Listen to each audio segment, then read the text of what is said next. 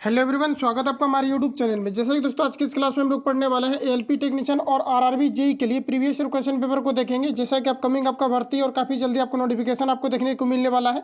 और जैसा कि आज ही आपको पता है कि लाइव अपडेट में आपका जो है रोजगार मेला के तहत कई सारे आपको अप्रूवल में अपडेट भी आपको दिया गया है, वो आपको इवनिंग तक आपको अपडेट करा दिया जाएगा। तो आज के प्रीवियस क्वेश्चन पेपर को जो है आज की इस क्लास में हम लोग कवर करने वाले हैं। तो पूरी वीडियो को माइंड कंसंट्रेट करके देखना है और साथ ही आपको क्वेश्चन को अटेम्प्ट लेने का भी प्रयास करना है। तो यहाँ पर आप लोग देख पाएंगे ये जो आपका बुक आया हुआ है ये आपको एलपी के लिए आपको स्पेशल आपको दिया गया है। लेकिन इसमें यहाँ पर क्या है कि ऑल ओवर जितने भी आपका एग्जाम कंडक्ट हुआ है उन सभी में जितने भी आपका साइंस का क्वेश्चन पूछा गया है इन सभी को यहाँ पर आपको सिलेक्ट करके दिया गया है। तो आपको बारीकी से आपको देखते चलना है, क्योंकि जेई के अंतर्गत भी पूछा गया है और टेक्नीशियन के अंतर्गत भी पूछा गया है, एलपी के अंतर्गत पूछा गया है। हालांकि दोनों का एग्जाम आपका कंबाइंड होता है। और इसके अलावा अगर देखा जाए तो एनटीपीसी का भी आपका जो भी एग्जाम आपका कंडक्ट हुआ था इसमें जितनी भी आपका क्वेश्चन पेपर पूछा गया था इन सभी को यहाँ पर आपको सिलेक्ट करके दिया गया है। तो आइए शुरू करते हैं और चीज़ों को समझते हैं। तो फर्स्ट क्वेश्चन हमारे यहाँ पर आपको पूछा है कि ट्रिपल वैक्सीन नवजात शिशु को निम्न में से किस रोग के खिलाफ प्रतिरोधक क्षमता प्रदान करने हेतु दिया जाता है, ये आपको हमारा पूछा रहा है। तो आपको याद रखना है कि खांसी, काली खांसी, टिटेनस और डिप्थीरिया के लिए दिया जाता है। तो यहाँ पर आपको ध्यान में डायरेक्टली जो है ये आपको यहाँ पर तीन चीज़ों को रखना है। इसमें क्या होता है कि डायरेक्टली आपको दे करके पूछा जाता है कि ट्रिपल वैक्सीन जो नवजात शिशु के लिए प्रयोग किया जाता है किस जो है बीमारी के लिए किया जाता है। तो कहीं कहीं पर आपको डायरेक्टली ऑप्शन में आपको दिया रहेगा काली खांसी। तो आपको ध्यान में रखना है चूंकि ये आपका जो अलग करके भी पूछा जाता है। तो यहाँ पर आपको ध्यान में रखना है कि काली खांसी, टिटेनस और डिप्थीरिया, काली खांसी, टिटेनस, डिप्थीरिया, ऑप्शन यहाँ पर आपका बी करेक्ट हो जाएगा। अगला क्वेश्चन हमारा नेक्स्ट यहाँ पर आपको देखिए पूछा रहा है कि काली खांसी को डैश भी कहा जाता है। तो काली खांसी को क्या कहा जाता है, तो इसको जो है परटूसिस भी कहा जाता है। ऑप्शन यहाँ पर आपका बी करेक्ट हो जाएगा। ध्यान से रखेंगे ये सभी क्वेश्चन आपका जो है ज्यादातर आपका रिपीट हुआ है। ऑप्शन यहाँ पर आपका राइट हो जाएगा। अगला क्वेश्चन हमारे नेक्स्ट देखिए पूछा रहा है कि निम्नलिखित में से कौन सा रोग ट्रिपल एंटीजन द्वारा प्रतिरक्षित नहीं है, ये आपको पर पूछा रहा है। तो यहाँ पर देखिए आपका ट्रिपल एंटीजन जो अभी तुरंत आपका क्वेश्चन आपका फर्स्ट क्वेश्चन आपका वही था, उसका जो प्रयोग किया जा रहा था ये आपका टिटेनस में किया जा रहा था और काली खांसी में किया जा रहा था और डिप्थीरिया में भी किया जा रहा था। तो इन तीनों को अगर याद रखेंगे तो इस प्रकार से क्वेश्चन को आप बिल्कुल जो अटेम्प्ट लेंगे तो यहाँ पर आपका ये हो जाएगा ज्वर, यानी कि टाइफाइड के लिए आपका जो है ये आपका ट्रिपल एंटीजन जो वैक्सीन होता है जो नवजात शिशु को प्रोवाइड किया जाता है इसमें यहाँ पर आपका जो है प्रयोग नहीं होता। कित में, तो ये आपका टाइफाइड में। ऑप्शन यहाँ पर आपका एक करेक्ट हो जाएगा। और ये भी पूछा जाता है कि टाइफाइड किस ग्रंथि को खराब करता है, तो ये आपको याद रखना है कि ये आंत को प्रभावित करता है। ऑप्शन यहाँ पर आपका राइट हो जाएगा। तो अगर ये पूछा जाता है कि टाइफाइड जो है क्यों होता है और कैसे होता है, तो ये गंदे जल को पीने से टाइफाइड नामक बीमारी होती है जो कि आंत को प्रभावित करती है। ऑप्शन यहाँ पर आपका एक करेक्ट हो जाएगा। इतने फैक्ट को यहाँ से आपको ध्यान में रखना है जो कि आपका रिपीटेड है। अगला क्वेश्चन हमारा नेक्स्ट देखिए पूछा जा रहा है ऑप्थेल्मोलॉजिस्ट किसका उपचार करता है, ये आपको हमारा पूछा रहा है। तो ऑप्थेल्मोलॉजिस्ट जो है ये आंखों के उपचार हेतु प्रयोग किए जाते हैं। ऑप्शन यहाँ पर आपका जो है डी करेक्ट हो जाएगा। अगला क्वेश्चन देखिए नेक्स्ट यहाँ पर आपको पूछा जा रहा है कि निम्नलिखित में से कौन सी बीमारी संक्रामक बीमारी नहीं है, ये आपको हमारा पूछा रहा है। देखिए जो आंत्र ज्वर है ये सभी क्या है कि संक्रामक है, यानी एक व्यक्ति से दूसरे व्यक्ति में ये जो है ये आपका संचारित होता है। इसके अलावा खसरा भी अगर देखा जाए तो संचारित होता है। इंसुलिन जो है इन्फ्लुएंजा ये भी एक दूसरे में संचारित होता है। लेकिन गठिया अगर देखा जाए तो ये बिल्कुल आपका नहीं होता। ये क्या होता है कि वृद्ध अवस्था में व्यक्ति को जो है गठिया नामक बीमारी हो जाता है।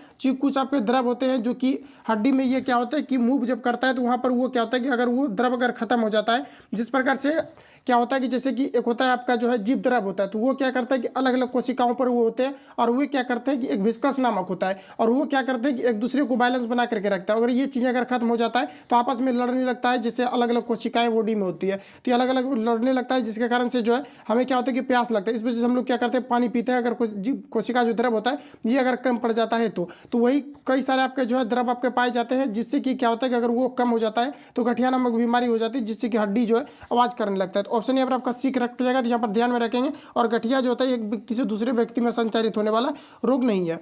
अगला क्वेश्चन हमारा नेक्स्ट यहाँ पर आपको देखिए पूछा जा रहा है निम्नलिखित में से कौन सा असंचरणीय रोग है, ये आपको पर पूछा रहा था। यहाँ पर ये आपका हो जाएगा मधुमेह। ये सभी जो बीमारी है ये आपको एक दूसरे में संचारित नहीं होती है और ये जो है इसको डायबिटीज कहा जाता है, यानी कि इंसुलिन के अल्प स्रवण के कारण से मधुमेह नामक रोग होता है। तो यहाँ पर आपको दिया गया ऑप्शन डी में, तो यहाँ पर आपका करेक्ट हो जाएगा। और ये जो होता है इंसुलिन की कमी के कारण से होता है, तो ठीक है, जिसको लोग डायबिटीज बोलते हैं। तो ऑप्शन डी यहाँ पर आपका राइट हो जाएगा। अगला क्वेश्चन हमारा कि इनमें से कौन सी बीमारी विषाणु जनित होती है, ये आपको हमारा पूछा जाता है, यानी बैक्टीरिया के कारण से कौन सा होता है। तो ये खसरा जो है बैक्टीरिया के कारण से होता है, गंदे जल को पीने के कारण से होता है। ऑप्शन यहाँ पर आपका जो है ए राइट हो जाएगा।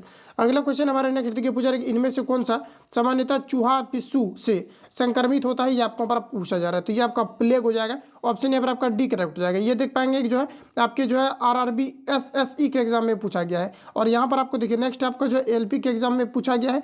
यहाँ पर देखिए आपको पूछा रहा है कि इबोला क्या है, ये आपको यहाँ पर पूछा रहा है। तो ये देखिए आपका अफ्रीका जैसे देशों में क्या है, एक प्रकार को जीवाणु होता है जिसको हम लोग इबोला बोलते हैं। ऑप्शन यहाँ पर आपका जो है ए करेक्ट हो जाएगा।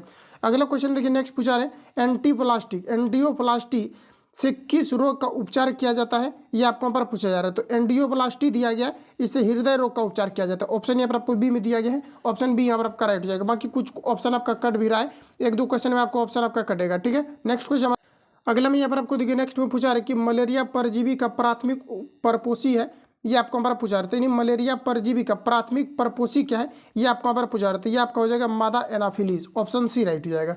अगला क्वेश्चन देखिए नेक्स्ट पूछा रहे इनमें से कौन सी बीमारी सामान्यतः मच्छरों द्वारा फैलती है, तो ये आपका यहाँ पर हो जाएगा मलेरिया, ऑप्शन यहाँ पर आपका ए राइट हो जाएगा।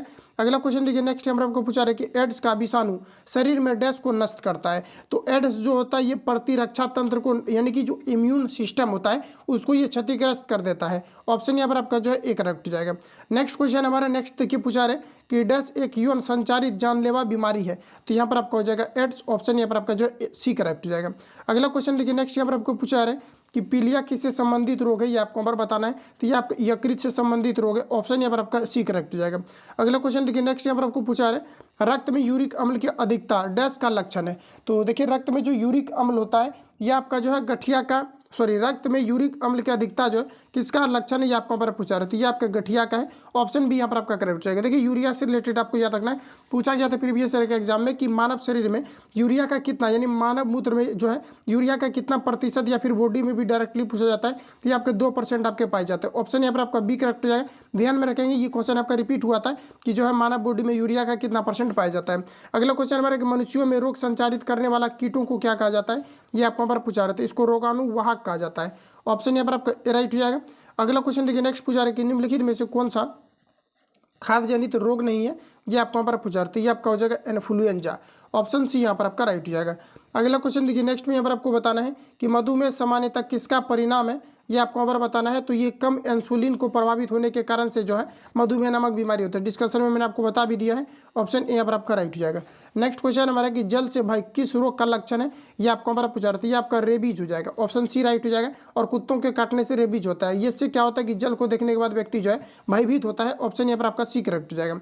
अगला क्वेश्चन देखिए बच्चों में प्रोटीन की कमी से होने वाली बीमारी को क्या कहा जाता है, ये आपको यहाँ पर पूछा रहा था। इसको क्वासियोरकर कहा जाता है, डायरेक्टली आंसर याद रखना है। इसका एक भी ऑप्शन आपको यहाँ पर जो है अटैच नहीं है, इसका कट गया है। तो डायरेक्टली आपको याद रखना है कि प्रोटीन की कमी के कारण से बच्चों में जो है क्वासियोरकर नामक बीमारी होती है। तो ठीक है, तो डायरेक्टली यहाँ पर आपको आंसर याद रखना है।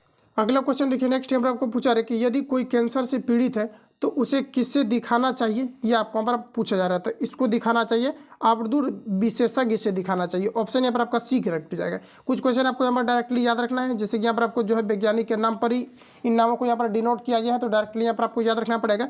अगला क्वेश्चन हमारा पूछा है ल्यूकेमिया एक प्रकार का मानव रोग है जो कि डैश है।